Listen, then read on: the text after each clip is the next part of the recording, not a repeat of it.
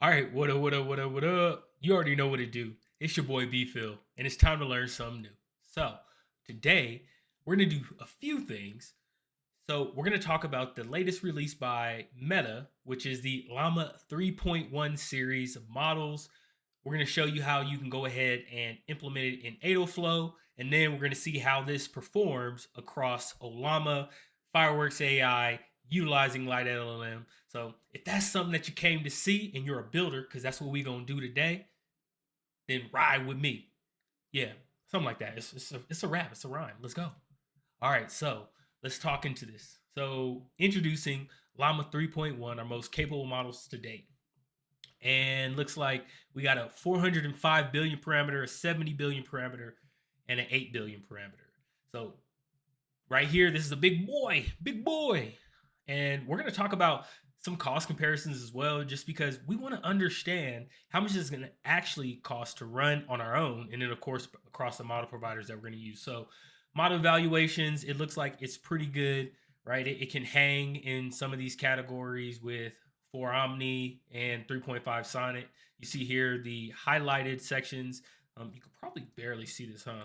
So, I'm going to bring this up a little bit more. So yeah, you can see here on these highlighted sections, IF eval, GSMK, you can see it kind of hangs. 3.5 Sonnet is still a pretty good contender. Whoa. All right, yeah.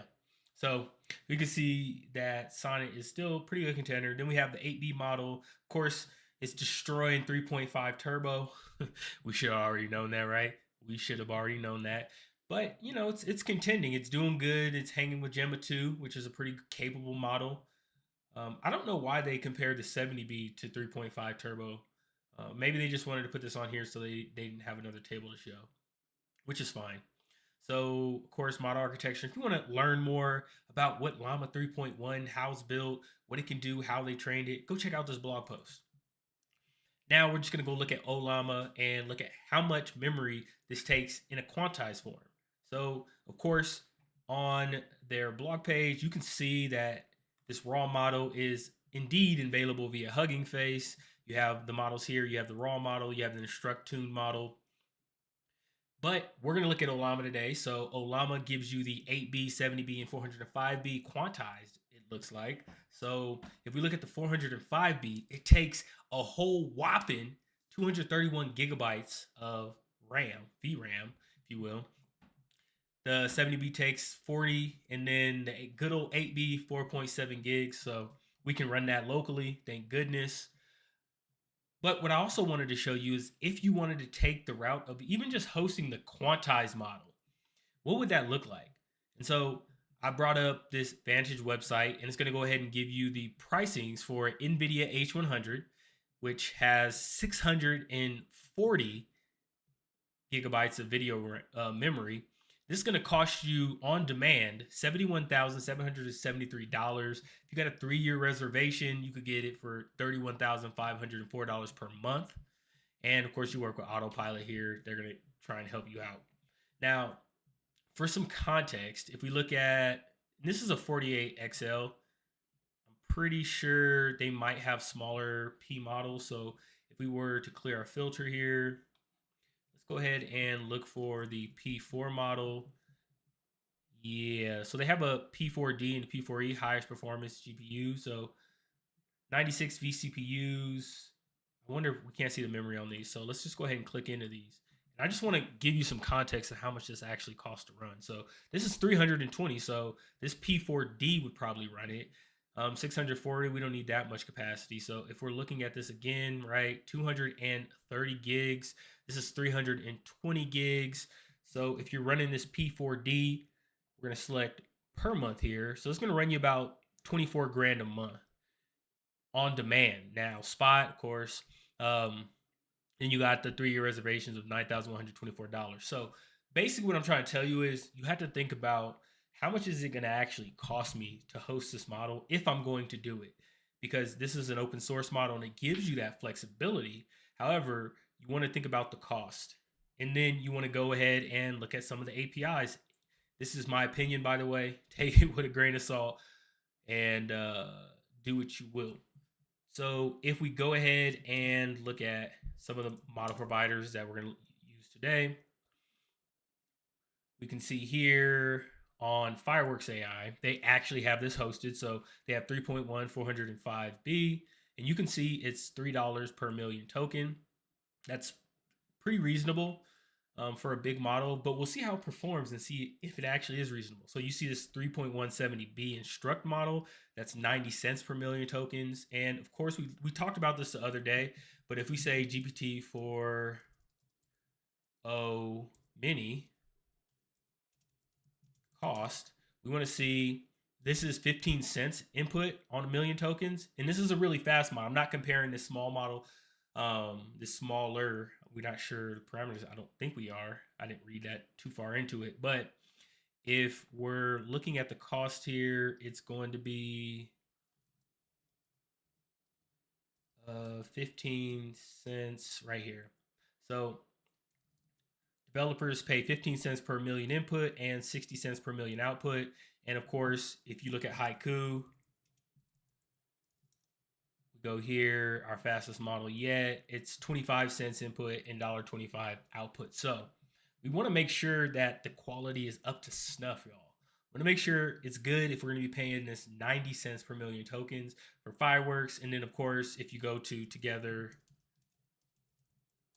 right here, you can see how much it cost.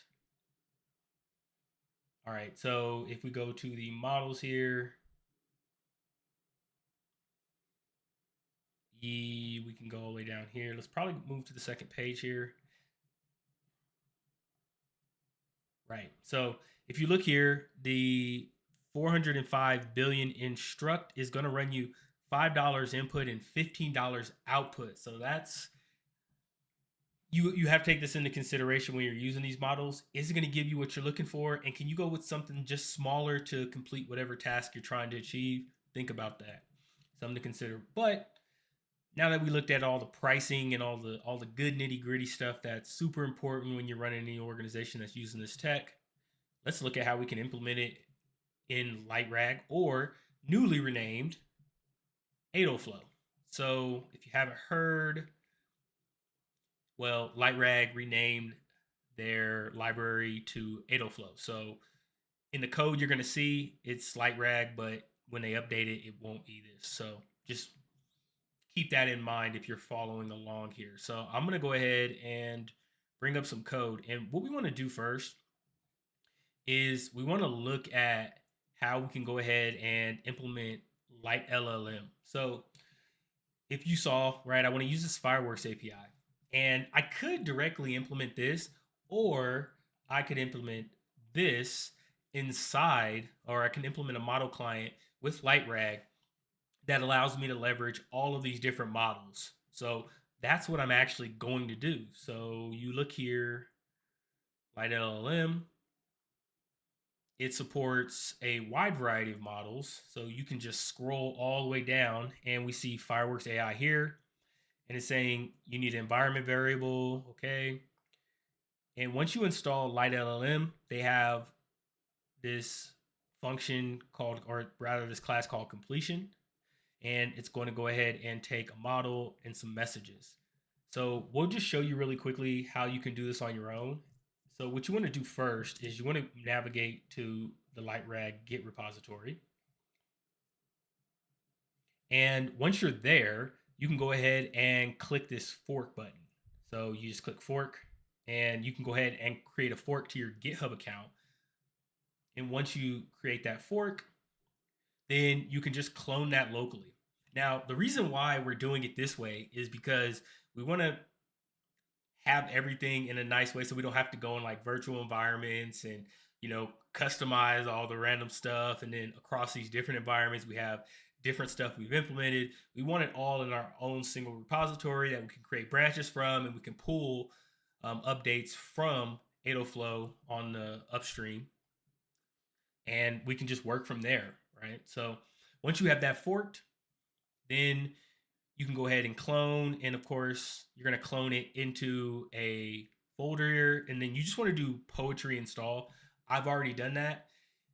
And from there, you can go ahead and work on implementation. So I'm going to show you what this looks like. So when we go ahead and bring it in locally, you have a folder called light rag. You have another secondary folder called light rag. Then we have model clients. This is where you're going to create your new client. And I'm calling this light LLM client. And all I did here, y'all, I want to just show you nothing complicated. So I took the OpenAI model client and I copied it and I pasted it here. And this is an initial implementation because I wanted to get this up and running and I wanted to show you all how you could just get started really quickly today.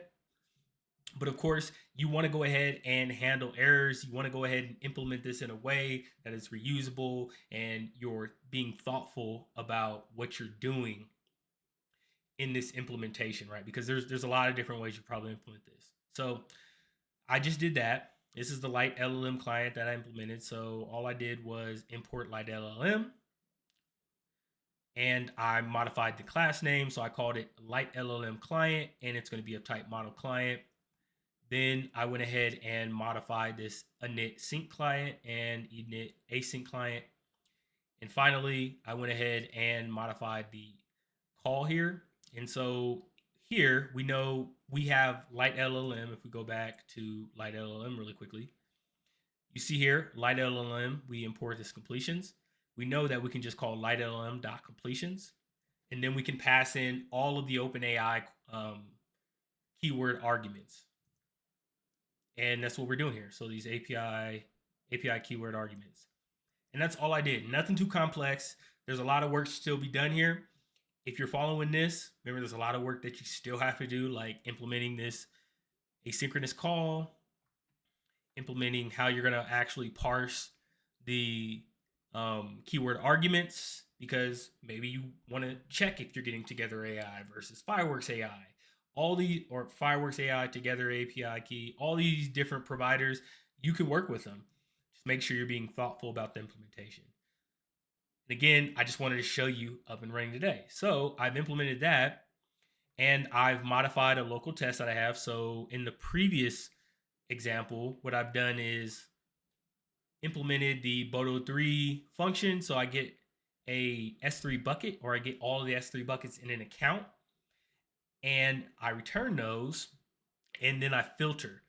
So what I've done here is slightly refactored it. And what we're going to do is we're going to use LLama first, and then we're going to go ahead and use Fireworks AI. So what we can do down here is modify the, oh, I can't because I uninstalled this. So let's just do this really quickly. And we can actually, since we're implementing Light LLM, we should be able to use their LLama.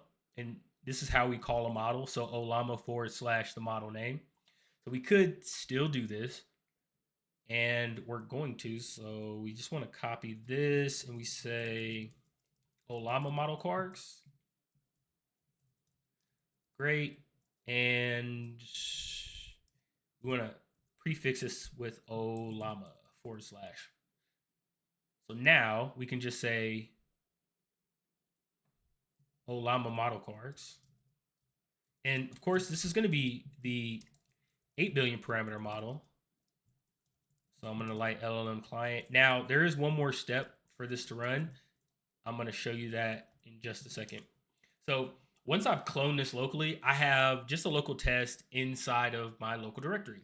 Well, I want to install my local installation. So instead of pip install lightrag or in future AdalFlow, you can go ahead and pip install /e and it will go the folder. So lightrag / and it's going to install everything locally. We'll build the dependencies and install the stuff I have here locally. Great. So now we have this all installed. It's ready to go. Now we're going to run the local test. So this is going to utilize LLama locally. We'll see how this turns out. It's booting up here. All right. Let's see. Up. Looks like it's taking some time. It's taking its sweet time. All right, there we go. Bucket names and sorted. So you can see here, this is using Light LLM, and it's using the LLama prefix for the model. And that took some time. Let's run it one more time and see if it's a little bit faster now that it's just recently been loaded into memory. So it was a little bit faster now. Okay, so it ran the actual function, which just tells me, just at a glance, it can do function calling a little pretty good, pretty good. And then we look at the filter here. Now, when we look at this filter, we say on BP data, dev, econ, prod, or labeled. And it didn't quite do that. I could tell just by a small spot check. So we got all the BP data. It looks like I got prod and labeled actually, but I feel like it's missing something. So there's BP data offers, exports, there's BP data job delta, and we don't have those. So it didn't actually filter it 100%, but it's a local model. It's 4 gigs, almost 5 gigs. So I mean, what can you say here? All right, so let's go ahead and try out our fireworks. So this is the fireworks API. And what we're going to use is the 405B model here. So 405B instruct. And again, for all of these, you want to go ahead and follow the guide and put in the correct API key. So if we were going to go ahead and use fireworks, you want to make sure you're loading fireworks AI API key from your environment. All right. We should be able to run this. And I didn't bring that up. All right, cool. So we switched it out. We're going to run this now. And we're going to see what we get. All right. Looks like it was pretty quick. Pretty quick on the draw. And it looks like this one did a lot better. It was decently fast. And what I want to do is I'm going to actually contrast this with the 4.0 so you can get an idea of how they all look on just simple tasks. And then we're going to do a slight upgrade to a slightly more complex task. So this looks like it got just about everything, which is great. So it may be all it's cracked up to be. That's 2 calls to fireworks. Now, next, we can go ahead and, I mean, we could use Light LLM to call OpenAI, but what I'm going to do is I'm just going to use the OpenAI client, and we're going to go ahead and pass in these OpenAI model quarks. So boom, we're going to say OpenAI, boom, bam. Make sure we put that comma there. So now we're using GPT 4.0. And let's see how well it does. Okay, we went ahead and got all our buckets. It called the function, and it looks like it sorted them pretty well. We're missing the prod bucket. I can already tell just from the previous output. But, I mean, again, this is a very small model. This is 60 cents on output, so it's cheaper than the 405B at a glance. And you want to be cognizant of that and the output. So is this good enough? This probably isn't good enough in my opinion. And you may want to pay that additional to go ahead and utilize the other one. But I just want to give you just an idea of how this works. So we looked at GPT-4o Mini, and we looked at fireworks. We looked at LLama locally. Now let's run a slightly more complex output. So we have this large amount of output, and I've been curious lately about ancient great powers. So now what I want to do is I want to see if it can extract a lot of this information. So I have the name, alternate name, time period, start year, end year, and all these different things. And I'm curious how this looks with the different models. And of course, the idea here is it needs to be able to accept this large amount of information, which I'm sure it can, but we're going to go ahead and just try it out really quickly. So we're going to modify our extract wiki, and we're going to be using the Wikipedia client. Now, you could get very cheeky and implement a function call for this. I'm going to just do it where I call the function first and get the information and then pass it in and see if it can extract the information into that data structure. So first up, we're going to go ahead and pass in the model client. Let's go ahead and try Litellm client. And then we're going to go ahead and say fireworks model quarks. So let's go ahead and run this. And I'm running it over here just so I can kind of see the time. All right, so this is me hitting Wikipedia first. Maybe tomorrow it'll return. So we got a none type, unfortunately. So let's see what we got. Let's see what it says. Could not be filled because the text did not contain necessary information. Needed to complete the Empire list output form. So this is actually interesting because it gave me an output from the text. I was able to extract the following. And it looks like it didn't extract it completely because some of the information's not contained.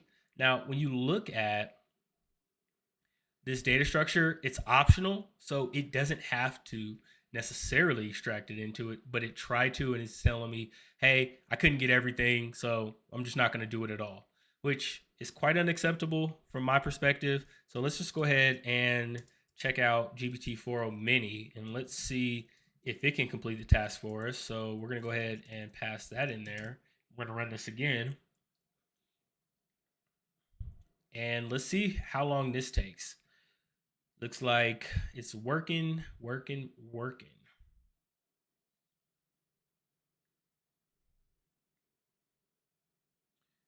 Yeah. Now, while it's working, we can look at. I actually have. Oh, it looks like we got an output. All right. So GPT-4o actually returned, which is great. We can look at the time it took, 37 seconds. So that was, I mean, give or take, that's pretty good. That's really good, actually. And we can go ahead and use haiku as well. So let's, and then we'll talk about dbeaver. So we'll pass in Anthropic and we'll pass in these ant model quarks. So that's 37 seconds. And we'll run this one more time. And it looks like missing arguments, max tokens. Let's pass these in. And we're going to pass in 4,000. I'm going to run that again. Let's see what we get. Or if we get anything. So, all right. So it looks like it didn't get the output properly. It got an error in parsing it. So even haiku can parse this. GPT-4o Mini was able to, and this is a very large data structure. So, anyways, I just wanted to give you just initial thoughts, first glance at Llama 3.1, and I wanted to show you how you could implement something very, very simple in AdalFlow, which will allow you to utilize other clients. And you can do this today, and it's relatively simple, nothing complicated. And I just showed you just some interesting use cases that I'm going to end up building more out, which is going to be a RAG system to discover more ancient history and understand that against other civilizations. So, anyways, hopefully you learned something, y'all. Go ahead and hit that subscribe button if you want to see more videos like this. Hit the comments, tell me what I can improve and make this a better viewing experience for you. And then last but certainly not least, go out and build some, y'all. It's your boy B Phil. I'm out. Peace.